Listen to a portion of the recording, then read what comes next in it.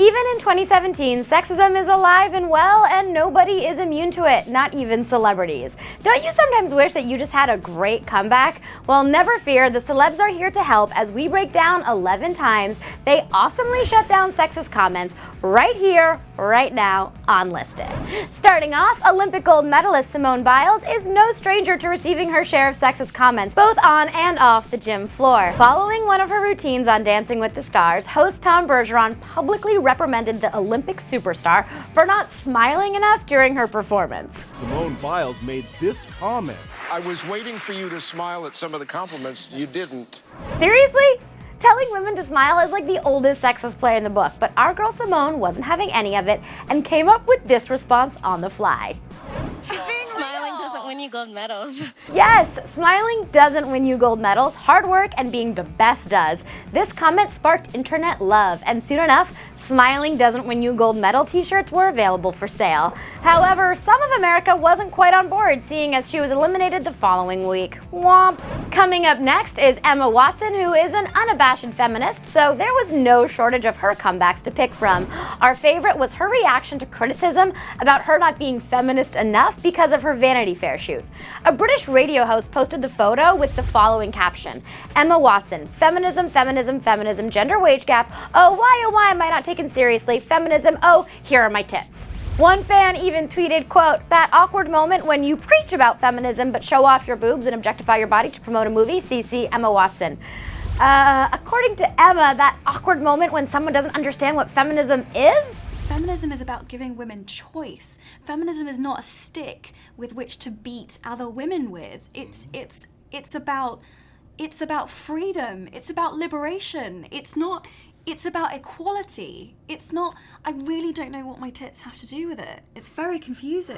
Just last year, Ariana Grande fired back at a sexist internet troll who called her a whore. When Ari uploaded a sexy image from her Dangerous Woman video to her Facebook, a fan thought they were somehow justified with calling her a whore, and that's when Ariana quickly clapped back with the perfect response saying, when will people stop being offended by women showing skin / expressing sexuality? Men take their shirts off / express their sexuality on stage, in videos, on Instagram, anywhere they want to, all the time. The double standard is so boring and exhausting. With all due respect, I think it's time you get your head out of your ass. Women can love their bodies too.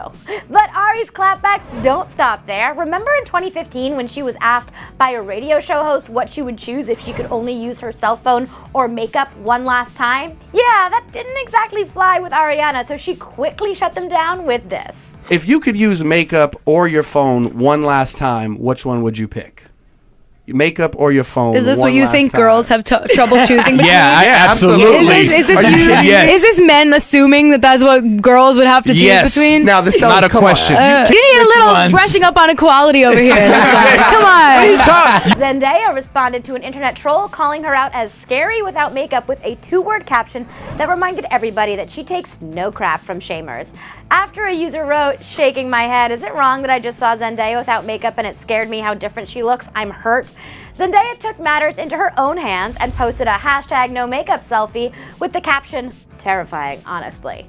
Done and done. In a surreal interview with a Brazilian journalist, Orange is the New Black star Natasha Lyonne responded to his question asking, with how beautiful you are, how on earth can you act serious? With brilliance and sass, of course. Natasha suggested that his question was slightly accidentally misogynistic, saying, it's like your question is, you're so beautiful, what's it like having to do all that acting? And I can't tell if that's the question, but if it is, that's insane. Everybody is professional and talented and very capable, so I don't think that really anybody is really thinking about something as meaningless as their beauty when they're at work.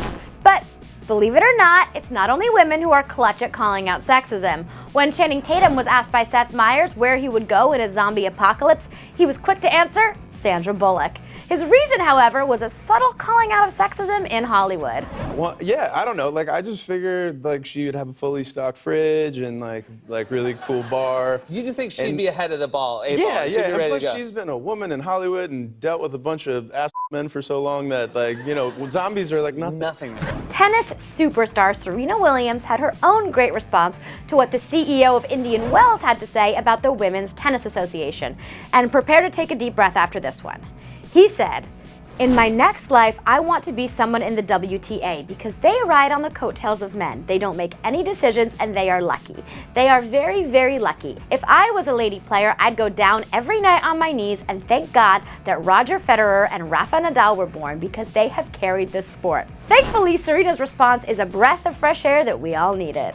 I don't think any woman should be down on their knees thanking anybody like that. I think those remarks are very much mistaken and very, very, very inaccurate. That one's an ace, Serena. In a recent radio interview, Katy Perry was asked about her upcoming $25 million salary as a judge on American Idol, and although this wasn't a direct response to sexism, she threw out a casual acknowledgement of the wage gap by responding, "I'm really proud that as a woman, I got paid, and you know why? I got paid like more than pretty much any guy that's ever been on that show. And by the way, I love men, so I'm a paid woman, and I'm ready for a beautiful man."